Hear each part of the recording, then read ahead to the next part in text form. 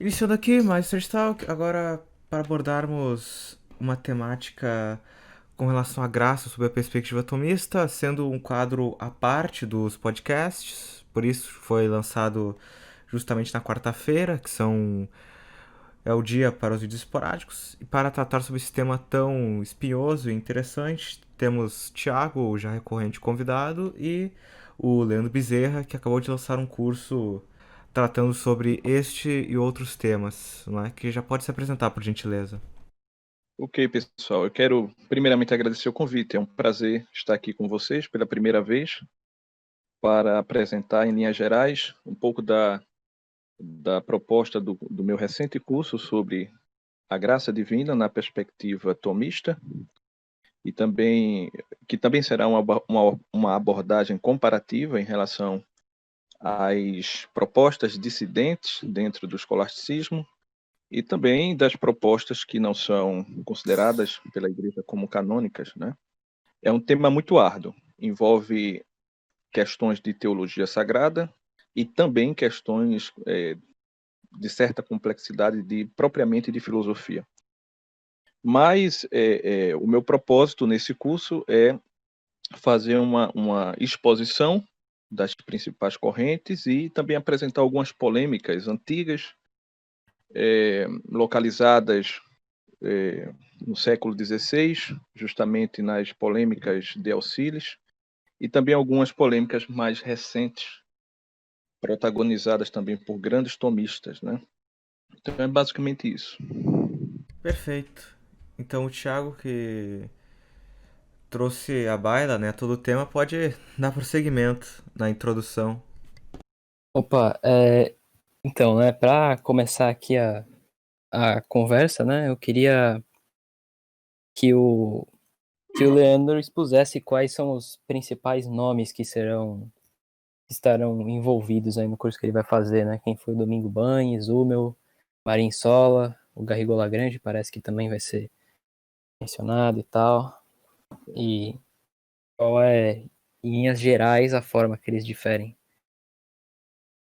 Certo, eu acredito que os nomes principais são, de certa forma, óbvios, né? São Santo Agostinho e Santo Tomás de Aquino, né? Santo Agostinho, conhecido como Doutor da Graça, citado de maneira muito repetida por Santo Tomás, e o próprio Santo Tomás, os textos principais, né, da Suma Teológica, o Tratado da Graça, muito conhecido, que está localizado na primeira parte da segunda parte, na questão 119 em diante, acredito que até a questão 114, também na Suma contra os gentios, vocês vão encontrar também um tratamento especial de Santo Tomás, lá no terceiro livro, nos capítulos 147 até o capítulo 160 e 162, 163, até o final, né, do terceiro livro. E também nas questões disputadas sobre a verdade, né, de veritate, lá na questão, questão 27, também Santo Tomás fala sobre a graça. E o curso, além de abordar a visão que nós podemos chamar de agostiniano-tomista, abordará também a doutrina de Santo Tomás sobre a graça, tal como foi sistematizada pelos seus grandes comentadores. E daí nós vamos trazer de maneira bem destacada a exposição feita por Tomás Caetano, cardeal Caetano, a sua antropologia, a sua visão acerca de como a graça interage com o homem nos seus estados reais e possíveis. Também trarei a opinião de Domingo Banhes, que nas polêmicas contra Molina se destacou, tanto no tratamento sistemático da doutrina de Santo Tomás sobre a graça divina, como também nas polêmicas sobre a predestinação do homem e a reprovação também. A visão de Domingo Banhes, né, nos seus comentários à Suma Teológica e também na sua apologia, de certa forma tornou-se certo padrão entre os tomistas. Mas já na época do próprio Banhas, no século XVI, havia um grande tomista da ordem de Nossa Senhora das Mercedes, o grande mercedário Francisco Zumel, que, apesar de ter se aliado a Banhas para combater os erros do jesuíta Luís de Molina, ele tinha certa vida própria. Ele foi um tomista escolar, ele, digamos assim, ele subiu nas costas de gigantes, ele foi treinado na leitura de grandes tomistas como o próprio Cardeal Caetano, Silvestre de Ferrara, o próprio Capriolo, um outro autor também que influenciou muito o Francisco Zumel foi o Bartolomeu de Medina, o próprio Egídio Romano e tantos outros grandes tomistas. Mas o Zumel, ele tinha vida própria. Ele era um tomista, ele não era um tomista dissidente, era um tomista de escola. Ele era ortodoxo no seu tomismo, se é que nós podemos dizer assim, mas ele tinha vida própria.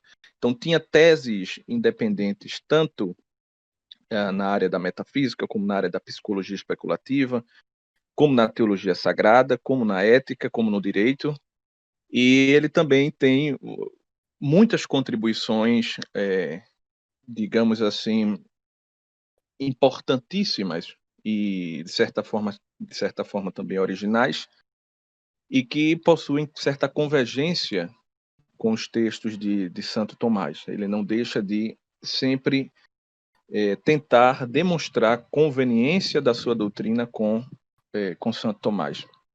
E daí nós também falaremos de Molina, que foi um tomista, mas um tomista dissidente, abraçou certas visões que não se coadunam com a melhor interpretação, a melhor leitura de Santo Tomás, tanto no que diz respeito à doutrina de Molina sobre a graça. Molina defendia que as graças suficientes elas são apenas extrinsecamente eficientes e, portanto, indo na contramão da leitura tanto de Domingo Banhas como da leitura do Francisco Zumel, que defendiam que as graças divinas elas são intrinsecamente eficientes, ou seja, elas não possuem apenas uma eficiência que espera ou depende da determinação da criatura, né? Não é uma eficiência que apenas concorre de maneira concomitante com a determinação posta pela criatura, mas que faz com que a criatura possa se determinar por si mesma. Uma expressão muito conhecida pela pena do padre Garrigou Lagrange, né? Então, nós vamos abordar também o próprio Molina, alguns de seus erros, também concernente à predestinação do homem. Um dos grandes desvios de Molina em relação à doutrina de São Tomás é a sua doutrina da predestinação, onde Molina coloca que a previsão dos méritos, de certa forma, causa a eleição do homem.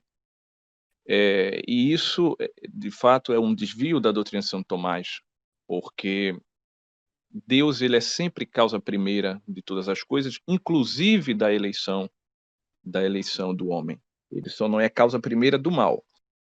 O mal, dentro do tomismo, é explicado pela permissão divina e, portanto, pelos seus decretos permissivos. O mal não foge à providência divina, mas Deus não é causa do mal. O mal sequer tem entidade, não é como aprendemos em metafísica, o mal não tem razão de substância, nem tem razão de acidente. O mal é privação do bem devido, e, portanto, Deus não pode ser causa do mal, e nem a criatura também pode ser causa direta do mal, apenas causa indireta do mal.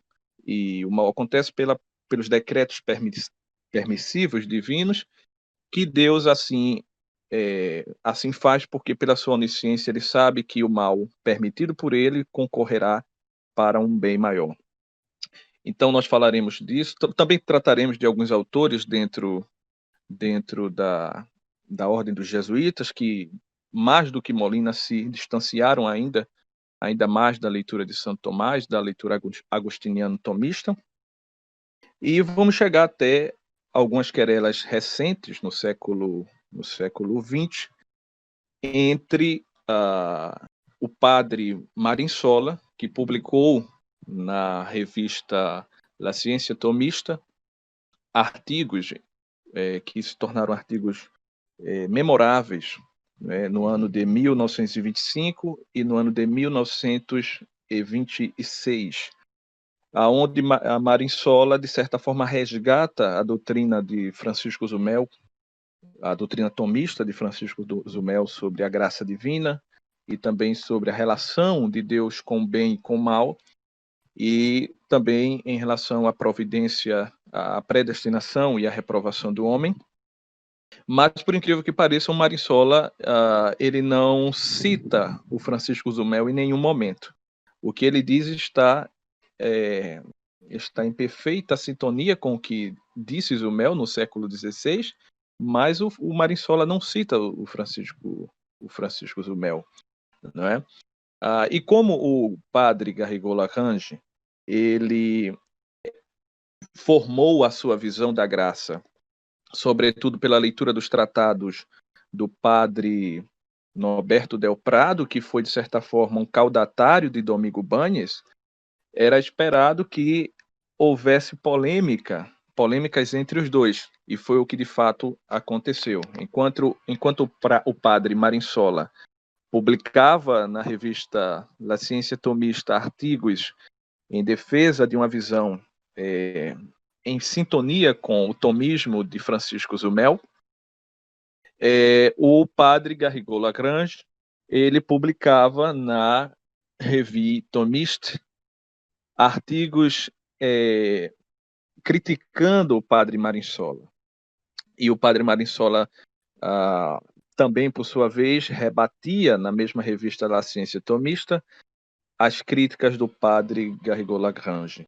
Então, para vocês notarem como as polêmicas, elas, até mesmo dentro do tomismo, permanecem, né, até a modernidade, até o século XX, inclusive até o século XXI. Então, basicamente, nós vamos apresentar tudo isso de uma maneira simples e objetiva. Bem, às vezes não tão simples assim, porque os assuntos eles são intrinsecamente complexos, não é? Mas nós vamos tentar apresentar isso de uma maneira simples. E esses, basicamente, são alguns dos autores principais. Nós traremos, claro que quando falarmos, por exemplo, do cardeal Caetano, traremos as polêmicas sobre a questão do homem absoluto de que falou o cardeal Caetano, ou seja, um homem considerado absolutamente em suas potências naturais, sem nenhum tipo de ordenação sobrenatural ou preternatural suposta, e a leitura do francês Henri de Lubac, né, na sua crítica ao cardeal Caetano, de que o cardeal teria feito uma separação entre a natureza e a graça, né, como realidades que não se comunicam, né, que de certa forma não estão ordenadas uma à outra ou subordinadas, né? E ele defendeu essa visão, acusando o cardeal Caetano de ter separado a natureza e a graça. E daí nós vamos também falar sobre a antropologia de outro grande dominicano, grande metafísico, que foi o dominicano Santiago Ramírez, e a sua polêmica com também um outro grande tomista, que é o que foi o Jacques Maritain. Né? Jacques Maritain, que será criticado no meu curso, na sua antropologia, mas que também será elogiado, porque no que diz respeito à sua doutrina da predestinação, o Jacques Maritain ele converge também muito com o Francisco Zumel, né? A visão do Jacques Maritain, e que também não cita o Francisco Zumel, ele defende uma visão muito próxima à de Zumel e com efeito também muito próxima à do padre Marin Sola. Né? Então, são esses autores, acredito, os principais, mas abordaremos também outros autores. Opa, eu vi aqui que você também vai abordar as críticas do Francis Turrentin e alguns pontos dos jansenitas. Você poderia comentar com relação a isso? Sim. Bem, esse autor, o François Turretin, ele foi um autor calvinista ou reformado que teve muita influência do tomismo, né? Ele está localizado justamente no movimento dentro da teologia protestante reformada que se chama escolasticismo reformado. E ele foi um dos grandes autores dessa vertente, né?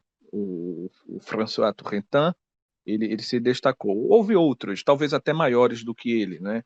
O Girolamo Sanches, o Vermigli também talvez tenha sido maior do que o próprio Turretin, mas como as institutas do Turretin foram traduzidas e publicadas em português, apesar de não ter essa obra do Turretin não ter recebido a atenção que eu creio que ela deveria ter recebida, esse autor, ele, apesar de ser muito influenciado por Santo Tomás, e com razão poder ser chamado de um tomista, né? Mas é um tomismo, de certa forma, também dissidente, obviamente, algumas exposições que ele faz são assim bem diferentes daquelas que nós encontramos nos tomistas católicos, não é? E uma das acusações ou das teses do François Turretin que nós vamos expor e também criticar é justamente a negação da distinção racional entre vontade antecedente e consequente. Todos nós sabemos que Deus é um ser absolutamente uno e absolutamente simples. Isso implica dizer que os chamados atributos divinos se identificam com a sua essência, que é, repito, simpliciter simples. E, portanto, a vontade divina ela deve ser tomada do ângulo de Deus, ou seja, a vontade, enquanto algo que pertence a Deus, será idêntico à essência divina. E podemos até dizer, portanto, que Deus é sua própria vontade. Não há composição em Deus de nenhuma espécie, metafísica, e tampouco metafísica, não há composição em Deus de nenhuma espécie. Então, a vontade de Deus ela é absolutamente una. No entanto, Deus ele é a causa primeira de todas as coisas e causa livre de todas as coisas. O que Deus cria, ele cria por liberdade e com efeito por vontade, né? Portanto, a vontade de Deus se relaciona com as coisas criadas que são, portanto, termos da sua vontade. Ora, se a vontade em Deus ela é absolutamente una, do ângulo das coisas com as quais esta vontade se refere, nós podemos discernir certa multiplicidade. Não que a vontade de Deus em si mesmo, em Deus mesmo, não seja una, né? Mas uma vez que ela tem uma respectividade, né? Com respeito a termos extrínsecos que não são próprio Deus, né? E que, com efeito, esses termos extrínsecos são compostos, nós podemos, então, discernir racionalmente uma respectividade, né? uma distinção nesta vontade que os tomistas chamam de vontade antecedente e consequente, né? Essa distinção é, portanto, uma distinção puramente racional, mas que tem fundamento na realidade, né? Fundamento, ou seja, é uma distinção de razão raciocinada e tem fundamento em ré, ou seja, nas coisas. Pois bem, por que os tomistas falam de uma vontade antecedente e uma vontade consequente, né? Em primeiro lugar, como eu já disse, não é porque Deus tenha duas vontades, né? Deus tem uma vontade, né?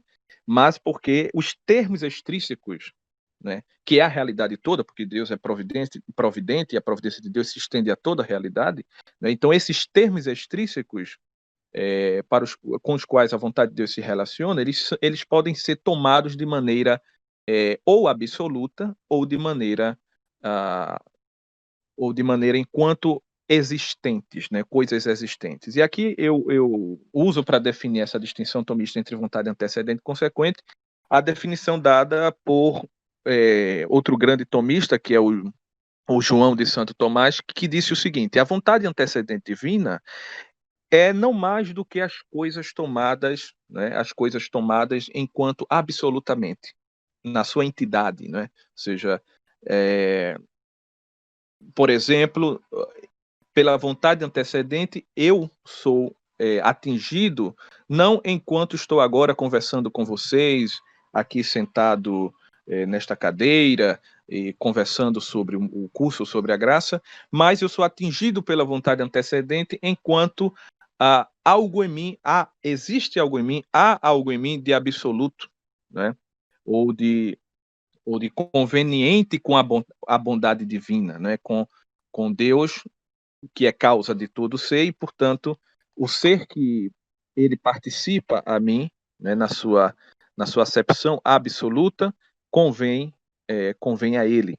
E, portanto, a vontade divina antecedente, ela não me considera, repito, enquanto eu estou aqui conversando com vocês, mas me considera enquanto homem, por exemplo, né? Enquanto eu sou enquanto eu sou ente, enquanto eu tenho certa entidade positiva, e portanto a vontade divina antecedente diz respeito em tudo em mim que tem certa conveniência com a bondade divina, como diz Santo Tomás na questão 23 das questões disputadas sobre a verdade, de veritate.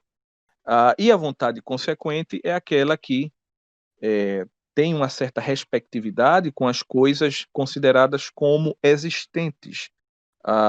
E, portanto, não sou mais eu enquanto meramente homem, mas sou eu enquanto estou agora sentado, conversando com vocês, fazendo uma rápida exposição, etc, etc, etc. E, portanto, eu, enquanto já atingido por todos os meus acidentes e todas as condições que me rodeiam, inclusive aquelas que não possuem conveniência com a bondade divina. E daí, esta distinção entre vontade antecedente e consequente é fundamental também em teologia sagrada no que diz respeito à graça divina e à providência divina. Porque, veja, se Deus tem uma vontade antecedente e uma vontade consequente, e se essas duas vontades são formalmente reais, então, necessariamente, os decretos divinos, que são não mais do que a união da vontade divina e do intelecto divino, os decretos divinos terão certa respectividade com respeito à vontade antecedente e com respeito à vontade consequente. E, portanto, há de haver decretos reais da vontade antecedente e decretos reais da vontade consequente. E também, consequentemente, haverá uma predestinação e porque a predestinação é parte especial da divina providência, né? Então haverá uma predestinação sob o ângulo da vontade divina antecedente ou dos decretos da vontade divina antecedente, cujo horizonte de possibilidades serão as de graças encoadas por Deus, também mediante a sua predestinação antecedente ou a sua vontade antecedente, e também haverá tudo isso com respeito à vontade consequente. E o que é que o François Turretin ele faz? Ele não faz exatamente como o Domingo Banes, que apesar de admitir a distinção entre vontade antecedente e consequente, acreditava que a vontade antecedente divina fosse uma espécie de vontade metafórica, uma vontade não produtiva, não é? Que não produz efeitos reais, uma certa veleidade, não é? Como diz o Domingo Banes, né? Então ele admitia a distinção entre a vontade antecedente e consequente, mas não tomava a vontade antecedente como formalmente positiva. O próprio Francisco Zumel, nos seus comentários à primeira parte da Suma Teológica, ele defendeu a visão idêntica à de Domingo Banes. Veio a mudar depois nos seus opúsculos da maturidade, que foram publicados postumamente. Já o François Torrentin, né, que é um tomista de viés reformado, ele sequer admite a distinção entre vontade divina antecedente e consequente. E ele usa argumentos assim, argumentos bem fracos, digamos assim. Ele diz assim, bem, se Deus tiver uma vontade antecedente e consequente, logo Deus terá certa composição. E, portanto, ele incorre no erro de não compreender o que seria uma distinção de razão raciocinada com fundamento nas coisas. Ele pensa que o fato de distinguirmos em Deus, distinguirmos na vontade divina antecedência e consequência, nós queremos dizer que em Deus mesmo a vontade divina está composta, né? Implica certa composição.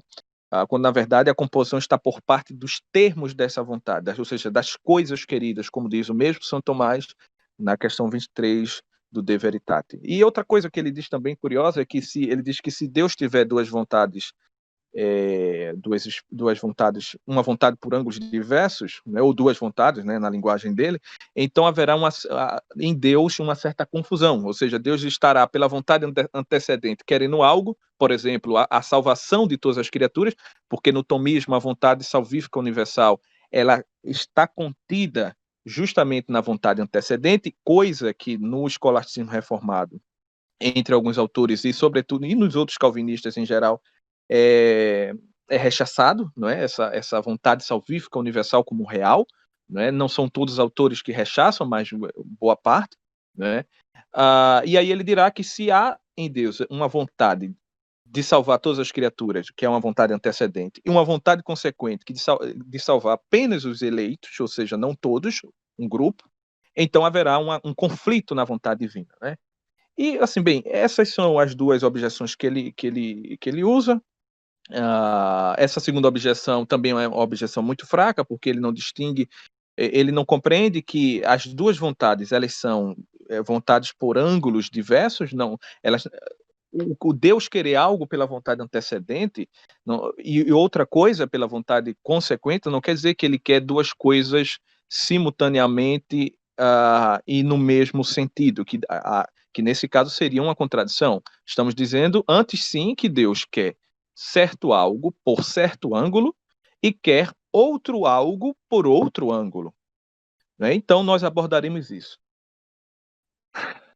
Enquanto, em relação à questão que você falou, nós vamos sobre o agostinianismo extremado de Jansênios, que foi condenado pela Igreja, nós também abordaremos quando falarmos sobre a antropologia teológica, não é?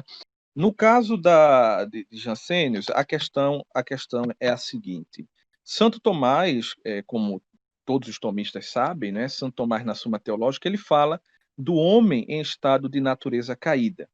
E quando se fala em natureza, é preciso distinguir com Santo Tomás pelo menos três coisas, né? A natureza humana, enquanto considerada em si mesma, ou seja, absolutamente, e as propriedades que dimanam desta natureza.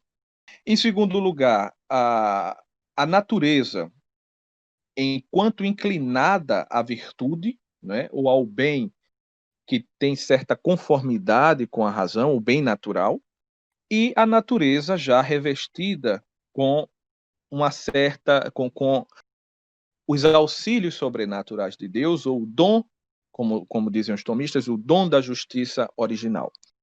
Pois bem, a natureza em estado caído, né? O que restou dessa natureza em estado caído? Em primeiro lugar, São Tomás dirá que a natureza em si mesma, absolutamente, ela não sofreu, mesmo em virtude da queda, ou do pecado original, ela não sofreu detrimento algum. Por que ela não sofreu detrimento algum? Por quê? Porque todo tipo de mudança essencial na natureza considerada absolutamente implicaria em uma mudança de espécie. Ou seja, se o homem, por causa do pecado, tivesse tido a sua natureza considerada absolutamente atingida pelo pecado, ou ele deixaria de ser homem e se tornaria outra coisa, ou ele simplesmente seria reduzido ao nada, né? Reduzido à não existência. Portanto, a natureza o fato de o homem em estado de natureza caída, continuar sendo homem, é evidência de que a sua natureza humana permanece intacta. Né? Essa é uma perfeição, a natureza humana é uma perfeição essencial que não acolhe, não admite uma gradação de mais ou menos. Ninguém pode ser mais ou menos homem. Se há se o pecado afetar o homem, por esse ângulo, o homem ele deixará de ser homem. Agora, com respeito à inclinação do homem ao bem natural, Santo Tomás admite que o homem foi debilitado, né? Há uma debilidade no homem para a realização do bem natural, ou seja, há uma debilidade no que diz respeito à inclinação do homem à virtude, que é conforme a razão.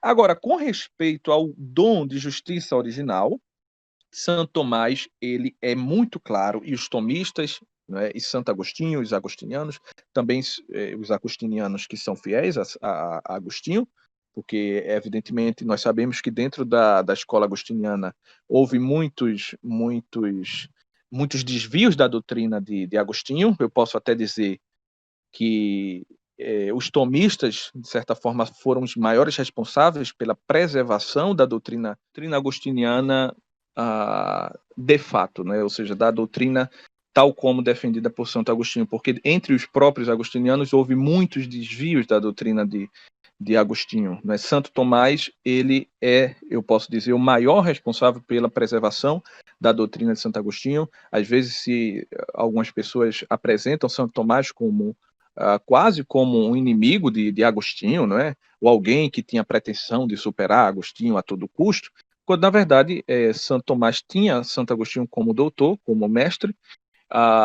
No entanto, acabou superando o seu mestre como bom discípulo, mas ele conservou a doutrina de Agostinho, certo? E os tomistas, em especial, preservaram a doutrina de Santo Agostinho muito mais perfeitamente do que os próprios agostinianos de escola. E um exemplo disso é o próprio Jansenius, né, que, ao contrário de Santo Tomás, defendeu uma visão absolutamente extremada, né, uma antropologia absolutamente extremada acerca do homem em estado de natureza caída. Para Jansenius, o homem, ele, por causa do pecado original, ele perdeu a capacidade até mesmo da prática do bem natural, ou seja, para a realização não só daquelas coisas que o padre Marinsola chama de atos fáceis ou imperfeitos e difíceis ou perfeitos, que são da ordem sobrenatural, para Jansenius, não só para esses atos o homem necessita da graça divina, do auxílio divino, mas ele também precisa da graça para a própria realização dos bens em ordem natural. É como se as potências naturais do homem tivessem sido destruídas.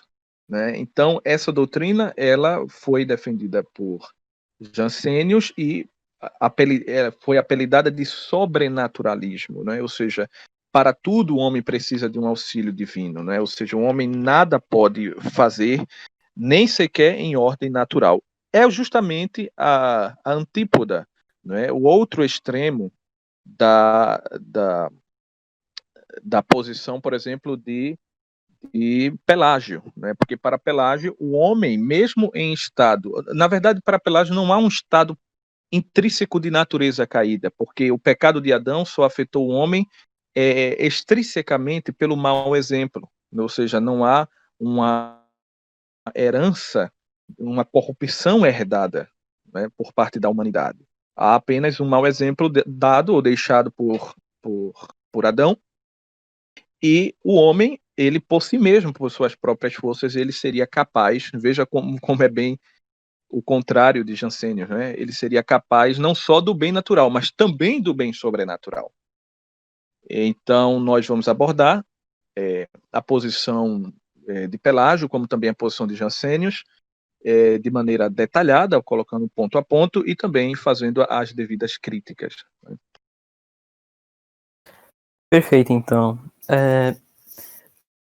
Tem mais alguma coisa que você gostaria de falar ou a gente já pode ir encerrando por aqui? Só mais um detalhe, né? Eu acho que um ponto especial no curso sobre a graça divina que eu tenho preparado será tanto a apresentação da antropologia de Tomás Caetano, como também nós abordaremos, acredito que na segunda aula, um problema também muito árduo sobre o seguinte: muito se fala sobre graça, mas o que de fato é a graça, né? Ou seja, qual é o constitutivo formal da graça? Todos nós sabemos que o sobrenatural ele implica certa transcendência intrínseca, né, e absoluta em comparação àquilo que é natural, né? E essa distinção entre sobrenatural e natural radica também em ordem metafísica na distinção entre ser infinito e ser finito, né? Entre Deus enquanto infinito e e as criaturas enquanto finitas. Mas, bem, a nossa razão natural também pode conhecer a Deus enquanto causa primeira de todas as coisas e causa final de todas as coisas, enquanto produtor da ordem natural da realidade. E, portanto, nosso intelecto é capaz por si de conhecer a Deus enquanto ser subsistente por si mesmo, né? Enquanto YS, né? YS. Então, a questão é a seguinte: então, o que seria então constitutivo formal da sobrenaturalidade, né? Ou seja, é fato que o sobrenatural, que a graça supera todas as forças da natureza humana, mas o que seria, né, intrinsecamente e substancialmente considerada a graça divina ou o sobrenatural? E aí há uma querela muito grande entre os tomistas, sobretudo os tomistas de Salamanca, sobre essa questão.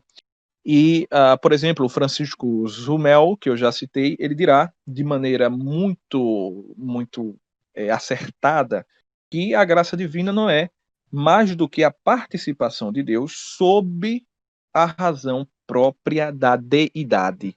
Ah, e aí nós entraremos numa querela, que é justamente a querela com respeito ao fim último sobrenatural do homem e o fim último natural do homem, de que tanto falou o cardeal Caetano, o Santiago Ramírez e o próprio, agora recente, né, o tomista argentino, o Álvaro Caldeirón, né, e abordaremos essa questão que eu acho que é um ponto alto do curso, né, ou seja, qual o constitutivo formal da graça divina, porque, ora, se a graça ela é uma participação de Deus sob a razão própria da deidade, Deus não é apenas uno, mas é uno e trino. Então quer dizer que quando recebemos a graça, nós nos assemelhamos a Deus enquanto uno e trino.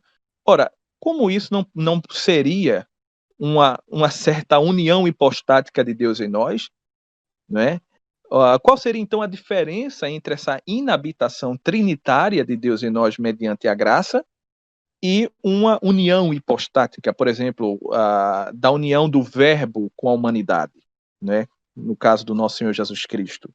Então são questões teológicas sérias que envolvem também questões filosóficas sérias, né? E eu penso que será um ponto alto também do curso. Opa, excelente, então. Então, muito obrigado, Leandro, por ter vindo aqui. Né? Recomendamos aqui a todos os nossos ouvintes que façam o curso do Leandro, é muito importante.